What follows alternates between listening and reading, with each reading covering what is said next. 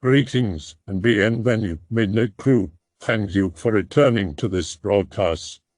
And welcome to new viewers joining us for the first time. If you like a video, then feel free to subscribe. What is the most creeped out you have ever been in a woods? Be Florida man. Me and my friend go fishing at night, trying to get catfish for a nice dinner. We drive out to the river, park in the parking lot and boat ramp area, walk about 150 feet to an area that slopes down to the river, and the water isn't covered in weeds, using all kinds of different baits and food that was in the fridge that wasn't going to be eaten. Hot dogs, chicken gizzards, and livers, worms, and some fish carcasses that we had filleted the other day. Standing about 3 feet from the water. Hear the occasional splash from what we figure are mullet jumping. We have music playing on low volume, just chilling. Have a small lantern set up on a bucket so we can see to hook new bait on or retie new hooks on. The light illuminates about 5 feet around it. See movement to my right. Figure it's just the weeds swaying from the breeze. Get a weird feeling like I'm being watched. Take my phone out of my pocket and use the shitty flashlight on it to see what is over there. Take about 3 steps closer. Realize I'm staring at an 11-foot gator. Oh shit.jpg. He was sitting in the water that the grass was next to, just staring at us, probably waiting for us to cast a little closer so he could get an easy meal. I back away and tell my friend about it. He packs up while I watch the gator. We just leave with the few catfish we caught. It wasn't really that spooky when it happened, but a few minutes afterwards when we were joking about it, did we realize just how fucked one of us could have been if we had stepped away to take a piss and the gator was hungry enough to try something. I know gators aren't aggressive enough to outright attack people in most situations, but this one wasn't scared of people. It heard us talking, laughing, and the music, and wasn't scared away. Which probably meant that some other people that regularly fish at the ramp were tossing food to it. Be 2006. Working in Alaska on offshore oil contracts. The platform is down for yearly maintenance. All of the crew go to Anchorage for a week because fuck that platform. 2 friends. One is gung-ho/K/, so I'll call him Rambo. The other is a survivalist fanatic. I'll call him Les. We decide to go camping and hiking in St. Elias National Park. Fly into Valdez, rent a charter plane to go up into the hills. Find a spot from the air, Rambo was an Air Force pilot, land on a lake. Make camp up near the lake, tie down the plane. Spend the next 2 days fishing, cracking jokes, drinking beers, and taking pot shots at tree stumps with our rifles. See only a couple of moose in the evening on day 1. Rambo wants to see a bear. On the morning of day 3, we decide to hike. Pick out a river about 5 miles out and decide to hike there. Pack a sack full of food, lots of ammo, bear country, and tobacco. There was no trail, so we decided to use landmarks to guide us. Start walking and bullshitting. Beautiful country, taking it in. About 1.5 miles from the river, Lay sees the sun hitting something metal 200 to 300 yards away in thick woods. We try not to go into the woods in order to avoid getting lost. Say fuck it. Go explore anyway. Go off our path. Head over towards the woods. Get closer to see it's a fence. Get even closer. The fence is at least 20 feet high, prison-style razor wire at the top. I wanted to bug out, but Rambo insisted we look into it more. Les was super laid back and didn't give a shit. Make a mark in a nearby tree and begin to follow the fence. Follow the fence for about another 2 miles until we see something on the fence. Rambo says it's time to get the fuck out immediately. We start walking back towards the lake. He doesn't want to look at bears anymore. Les is a little spooked now. We get back at around 5 p.m. Rambo says we need to get out of here. Get everything packed to leave first thing in the morning. Sleep like a baby.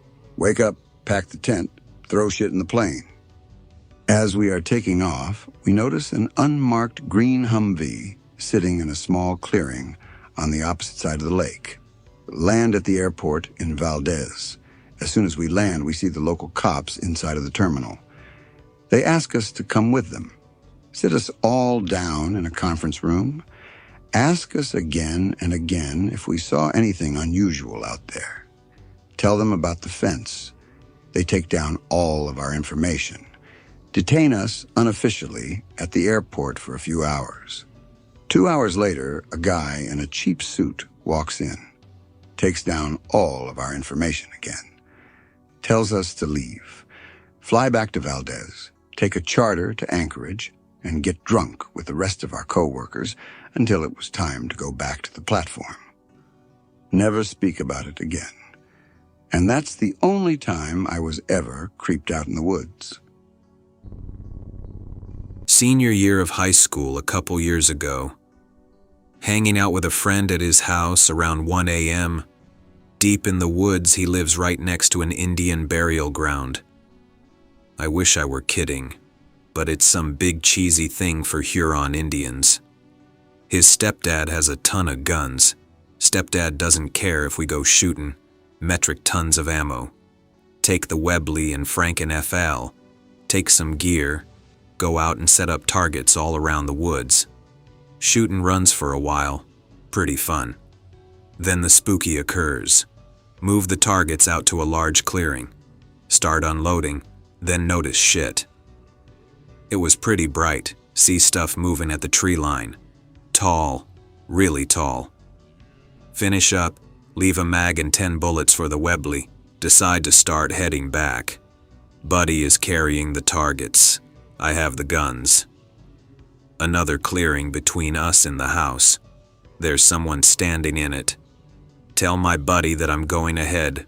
Want to investigate if my eyes aren't just fucking with me. Get further. The thing remains huge. Bulky clothing. Can't really see despite the moon being so bright. I step out of the tree line and watch for a while. The thing is milling around, but always facing me. It darts off to my left into the woods. I pop a shot off with the FAL once I know it isn't in the direction of the house. Move out further into the field. Keep looking around. Can't see anything moving. Eventually work my way back to my buddy. Notice the targets are on the ground. He tackles me. I have no idea how he snuck up on me. Fight him off. Get up. Ask what the fuck. He says I was pranking him and shot one of the targets. Explain the clearing. Give him the FAL because he's being a whiny babby. Decide to leave the traps and head back to the house. Large clearing between the house and the woods.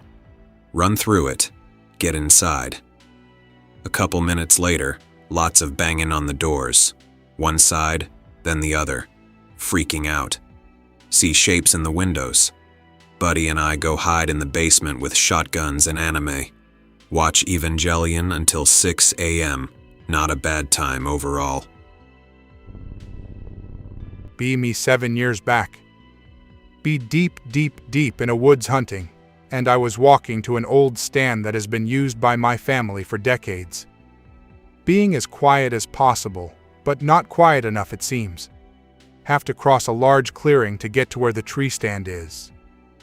As I step out of the brush, I heard something go crashing into the brush at my 1300 position. Must have scared a deer, hoping it isn't the only one today. The clearing has a slight crest in the middle, and as I get close enough to see the other side, I see something in the long grass. Approach with caution because the hairs on the back of my neck are up, and I have goose flesh like a son of a bitch. There is blood on the grass. A lot of fucking blood. I unsling my rifle and load around. My skin is crawling now, and I keep wanting to turn around and leave. Get close and the scene before me is revealed. Someone or something has killed a deer, and then opened it up and arranged its organs neatly all over the clearing side nearest the stand. They had dissected it, and laid it out like an exploded drawing. My inner nope took over at this point, and I turned and ran all the way back to the truck and left. Came back 3 hours later with my pa and brother, but all we could find was the blood and some guts. The rest was gone and we could not find any tracks but my own. I have never been back to that stand since. I have returned with more spooky animal stories. For some reason, I have had a lot of scary encounters with animals, both on land and in water. Florida man for anyone just joining in, so I'll bump with another water spook. Fishing in North Florida in the Gulf. Me and 2 friends, all of us in our own kayaks. We do use a boat, but kayaks are good for going into small creeks. Have an area of about 15 feet between each person. That way we can cast to each side and not tangle lines. I'm last in the line. Hook into a massive redfish. The fish, combined with the tide, begin to pull me away from my friends. Not to worry, I'll catch up once this red is off. I'm now about 50 feet away. The redfish tires out after a few good runs. I'm bringing the red closer when your friendly neighborhood bull shark decides to make an appearance. Takes the red in its mouth, about 6 inches from my outstretched hand. It turns and swims away quickly, almost tipping me out. I see it's a good-sized shark, about 5.5 feet. Jesus, take the paddle. JPG. I had a leader on my line to help with the redfish trying to cut the line on oysters. This also helps with the bull shark from not instantly cutting my line. By some miracle, the bull shark is hooked and now is towing me further away. Look back, and now I'm 100 feet away from my friends, but can see they are turning around to help me. My small spinning reel can't handle this shit. The rod is bent, like it's about to break. I can do 2 things in this situation. 1, I can cut the line and just be done with it, retie my shit, and go on with the day. Or 2, be a fucking man and try to catch this fucker for stealing my red. I'll try 2. Tighten the drag as much as I can without my line getting enough pressure to break. My friends show up within a minute. Fill them in on what's happening. They tie onto my kayak and stick their paddles in the water to create drag and slow the shark down. 45 minutes of this passes, and we are now out of the creek and in the open bay. The shark starts to get tired, but the reel is having trouble cranking with so much strain on it. My friends come up with a great idea. Hand line time. Open the spool on the reel and wrap one hand in a small hand towel. My friend decides he will help by hand lining while I reel. He wraps a hand in a small towel and grabs a hold. My God, it actually works. The shark is on top of the water, just slowly swimming. We weren't really reeling the shark, just pulling the kayaks closer. He realizes this and takes off. Ping.jpg. The line broke. If I had grabbed the red about a second sooner, the shark would have had my hand in its mouth, and I would have been in the water with it. I probably wouldn't have died from the shark, but it still spooked me nonetheless. We still go shark fishing, just not in kayaks. It's pretty fun to bring out-of-state friends and help them catch big sharks and watch their reactions. I'll add that we found out how the shark managed to get hooked from what we saw. When the shark took the redfish, it bit down on its head, putting the hook in a perfect spot to sink into the corner of its mouth. And when the shark turned and took off, it set the hook by itself, meaning that the teeth didn't really touch the leader, and there wasn't really a chance of the line cutting. ROTC, performing a field training exercise. Arrive at a fort in the upper Midwest. Before performing Nightland Nav, our cadre sit us down and warn us about how the Department of Natural Resources is tracking a pack of wolves nearby. Stay frosty.jpg. 2 hours into the land nav course. Suddenly there are sounds of something moving towards us with great speed, not allowed to use anything but a red light setting on our headlamps and flashlights. Shine into the woods, but don't see anything because the trees are too thick. But the 2 other cadets I was with could hear it breathing. Start clapping real loud, hoping that whatever it is will hear it and scamper. After about 10 seconds, I stop and listen. The other cadets with me are obviously startled when we hear it. Breathing. Deep and slow breathing. To describe the breathing, I'm not going to Greentext it because it would take too long. But the breathing didn't sound like a wolf. The breaths were slow, deep, and deliberate, taking time to draw its breath into very large lungs and then breathing out. Maybe it was a bear, but this is where it gets weird. Start hearing its footsteps again, except this time it was more of a shuffling movement. Whoever is fucking with us better fucking stop. No response. Only breathing, except this time it's definitely closer. Shit, whatever it is gained a lot of ground for only taking a few steps. The other cadets and I start clapping, yelling, and banging sticks against the trees together and stand our ground, as we were instructed to do so against the wolves. Wait and listen. Breathing again. More breathing. And then nothing. No sound whatsoever. Look at my map and realize we're only 60 meters from a hardball road. Start backing away ever so gingerly to the road, with our front facing whatever was following us. Got to the road and ran right back to the check-in point. Didn't mention anything to anyone since we didn't want to be labeled as wimps. B16. Live in a ski resort. It's late fall. I have a friend who owns a cabin on the side of one of our ski mountains. It's about a mile out from the ski boundaries, on the side of a steep hill, deep in the woods. The only way to reach the cabin is along an old four-wheeler road. 100 meters away from the cabin is a man-made pond. The ski company uses it for snowmaking in the early winter months. Because it's man-made, it's creepy. Old grasses, old stumps that stick out of the water, a few dead trees they didn't bother to chop down when they flooded the area. Anyway, me and two of my friends want to go spend a few nights up there. Ask the owner if we're cool. He says it's fine, and because none of us can drive, he'll give us a lift up there.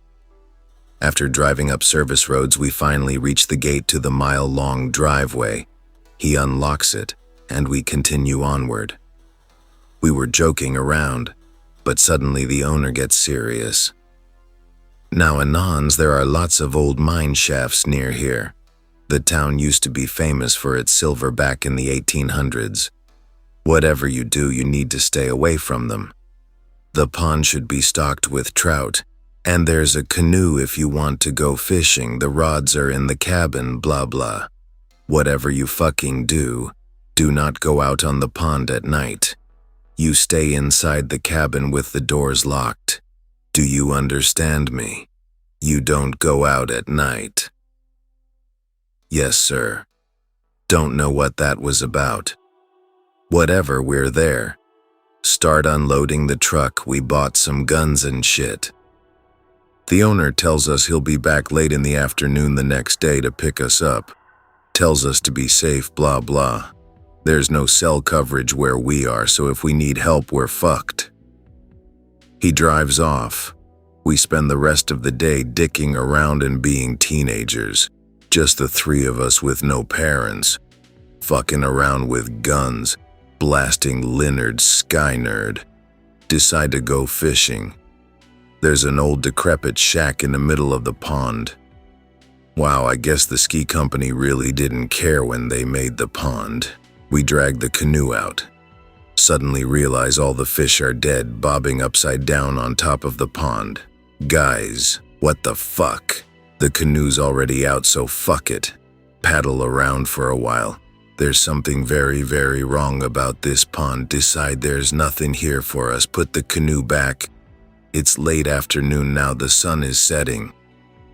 As we walk away from the pond, I could swear I saw something huge and black wade out of the water. I'm seeing things, don't tell the others. Make dinner and start to go to bed. We're all laying in the bedroom of the cabin waiting for sleep. One of my friends is trying to open the window and scratching very loud at it. What, dude, can you not open the window? I thought that was you trying to open the window? We all look at each other. All three of us are still in our bags. Something outside is trying to get inside. Suddenly, a terrible smell of rot hits us. I see a dull flash, and whatever was there leaves. The smell disappears also. We get up, run into the other room, turn the lights on, get the guns out. We sit in the middle of the living room, the only other room, in a circle facing outwards. It's early morning now, like 2 a.m. Pitch black outside still. Suddenly the smell returns. Hear something. Instantly get chills up and down my spine. Resembles a fox call, but it's more fucked up, no way to describe it. It's loud, which means it's just outside. All of a sudden, there's a huge rumbling on one of the windows. We all get jump scared by it. The window smashes in, can hear this terrible screaming. The smell is overwhelming. I have a brief thought of covering my nose, but it's lost in my myriad of thoughts. Scream sounds like gurgling. This pale figure tries to get in. Bam! Deafening boom. One of my friends shot it. Instantly quiet. No sounds. Nothing. The smell is still strong. The lights go out. Leave us the fuck alone. It suddenly tries to crawl through the window once more. Bam! Another shot. It's quiet again. The smell goes away. The lights still don't work. We wait out the night, taking watch shifts and sleeping in the middle of the floor. The next day we exit. Long-ass night. Little sleep. We look at the outside of the cabin. Scratch marks everywhere. Rust color. Maybe blood. We see a path of algae and pond grass from the direction of the pond.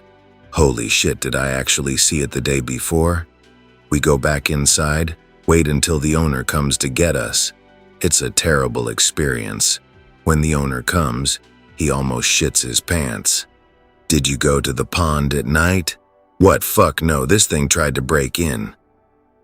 The owner tells us to get in the truck. We do, gladly. As we drive away, we tell him what happened. He says we're lucky as hell and that we're never coming back. So that was that. The owner never told us what happened, just said we needed to keep this on the down low, that no one must know what happened. I still don't know, but I don't like skiing on that mountain anymore. I prefer the others now. I love backpacking in the Rockies, but after that experience I have to convince myself that I'll be fine before I camp near a pond. Never had any creepy encounters in the woods per se, but this happened a few months ago. Live a good ways into the Texas countryside off of San Antonio. Decide I'll treat myself to a bomb-ass pizza and bring it back home. Probably a 25-minute drive to the restaurant. Get that shit and put it in a heater bag. Head back home. Night is falling at this point. Notice a few cars behind me as I'm coming back, but think nothing of it as this is one of those side access roads. Pull off of that onto the lonely road that leads further into the country and eventually home, plus 4 other houses. One car still behind me has gotten closer. Since it's late and the car hasn't pulled off anywhere, I pass the gate that leads to our property and continue on. Car still following. Take the only turn on the road that leads to a dead end with 2 houses. Car still following as I turn around, doesn't pull into the final houses. Nope, he's definitely following me. Floor it as I loop around the dead end. The car slows down as if he realizes I don't live at those 2 houses, and I know what's up. See headlights also turning around in my rear view as I turn and hit the main road my house is on. Pull onto my property since the gate is open, and I can see that he hasn't made the turn yet. Whip the truck behind dense vegetation and defilade right next to the gate. Kill the lights and engine, pull out my Springfield operator, jump out and go prone behind a bush. See the car slowly driving down the road, pretty positive he lost me. The pizza is cold, and I didn't get to shoot anyone. Yeah, I know that isn't too scary or exciting, but if you live far out of the way of the city, it's unsettling when another person is clearly tailing you.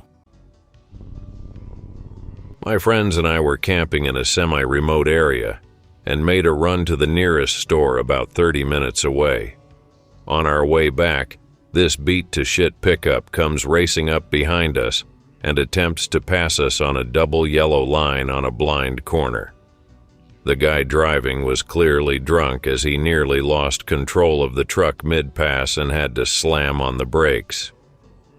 We think this is pretty funny, so when he readied for another try on a straight section, we made sure to point and laugh at him. He didn't think that was very funny, so he tries to reach under his seat for something, again nearly pitching himself off the road. We're crying with laughter at this point, and he finally gets whatever he was looking for out from underneath, which turns out to be a rusty machete. Fortunately, my whole crew brought a decent arsenal with us. Whatever, wave your knife, Cletus. He's still ahead of us when the turnoff to our campsite comes up, and as I'm turning, I see him stomp on his brakes and throw it in reverse. I floor it and put the Subaru out back into full rally mode as we rip up the trail to the campsite, which thankfully had about 5 other parties camping there that night. We jump out, run to our tents, and get our ARs ready. Everyone else at our camp was like, "What the fuck are you doing?" "No time to explain," I said. "Just get every gun you have ready to rock." I don't play when it comes to this kind of shit, so everyone readies up as I see the beater Dodge creep into the campground. It's getting dark, but his headlights are off. "That's who the guns are for," I muttered as I got in low ready position behind my car. The truck rounds the corner to our campsite, hits its lights, and is greeted by no less than 7 ARs, shotguns, and pistols pointed right at it. The driver of the truck sobers right up and jams it into reverse, right into a tree. After one of the clumsiest 5-point turns I've ever seen, he speeds off and we have a shaky laugh about it. Shaky because anyone who's dealt with these types of people knows that they don't take that kind of thing lightly. They get drunk, they get angry, they get their buddies, they get their guns. It's dark now and camp is fully set up. Breaking it down and moving would be a serious pain in the ass, so we decided to take turns standing watch in pairs. No getting blitzed and passing out for us. One of the more tense nights I've seen spent. Never did see them again, but we got up and broke camp as soon as it was light out and headed for the brushlands on the other side of the mountains. Easier to spot people out that way. The other story I have is much shorter, but in some ways creepier. I was camping with a few girls and a guy friend. These weren't K-types, so I was lightly armed with just a 9mm pistol. I took my roommate's black lab with me because his owner was out of town and the dog was kinda my dog too. The dog just happens to be a total battle buddy, protective of his turf and loves guns. Anyways, we get up there and set up camp. The dog is very alert and immediately starts patrolling the perimeter of camp as soon as dusk hits. This is somewhat odd for him, as he's usually laid back and wants to be where the action is, but I've never camped with him, so who knows. As darkness falls, he gets more intense, growling savagely with his hackles up, a full-blown "don't fuck with me" display, which from a 115-pound muscled-up dog is pretty intimidating. Not something he does for shits and grins. We're all kinda spooked at this point, so I grab my pistol, I'm the only one with a gun, and have everyone put some sharp sticks in the fire that they can grab quickly. The dog is going nuts, making little charges into the darkness, and I'm yelling at him to get back to me. He complies and I grab his snout so I can listen. After about 30 seconds, I hear what sounds like little rocks being thrown around. Still can't see shit though. My first thought, embarrassingly, was Sasquatch. as we were pretty deep in the woods and definitely didn't see any other camps on the way in. I've heard they stink like something fierce, but whatever the dog was growling at was downwind of us and could definitely smell our steaks, etc. The other guy has an idea to make as much noise as we can, so everyone grabs pots and pans, an air horn, and I put a couple rounds into a tree for good measure. Several minutes pass and the dog calms down, still patrolling though. Another sleepless night in the Cascades. Be like 11 in Hawaiian underbrush. Friends and I dressed up in badly fitting camo and played soldier every weekend, sitting in our fort carving spears. First bro stands up and freezes, says there's a giant boar real close to us. Joke and ignore him. Second bro gets up and freezes too. Totally not a joke guys. JPEG. Still don't believe. Finally everyone stands up. Massive mother boar like 30 yards from us. Baby boar is much, much closer. Panic. Run over the next rise and climb into a tree. Sit there for an hour thinking we'll be stuck here all night. Oldest bro finally goes and scouts and says the coast is clear. Hightail it back home. Don't go out again for a month. When I was a camp counselor in western North Carolina, me and a friend were walking about 100 yards in front of a group of buddies after a night hike up a mountain. There had been several bear sightings. I had seen 2 personally. Both I would estimate at over 300 pounds. Neither of us had flashlights, and it was dark enough that I could barely see my own feet, much less in front of me on the trail. We heard gravel ahead of us sliding down the hill, but pushed on. Maybe 10 steps later, we heard what was absolutely without a doubt a large bear growl at us. It was close enough that I could hear the animal breathe in before it growled. My friend took off like an idiot while I stood there yelling at him for running. You're never supposed to run away from a bear. Stood there yelling for the people behind us to catch the fuck up, and when they did, the thing had left. Adrenaline pumping like it never had before in my life. But I stood like a man and didn't lose my head. The friend who was walking with me cried the whole way back down the mountain.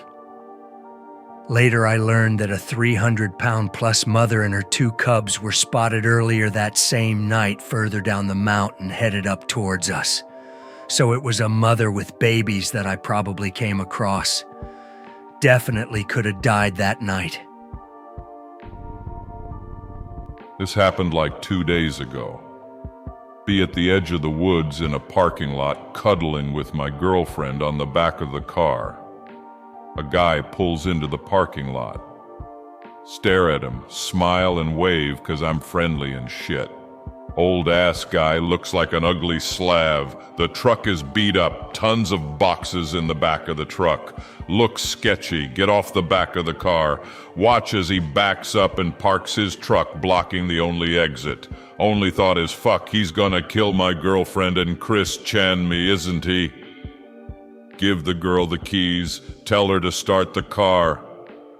Walking to the driver's door, Mad Max scenes going through my head on how to drive the fuck out of there. Open the door, pretend to grab a gun from under the seat. He's not moving his car. Fuck, gotta do something. 'Cause I'm a shithead and had been playing a lot of Stalker.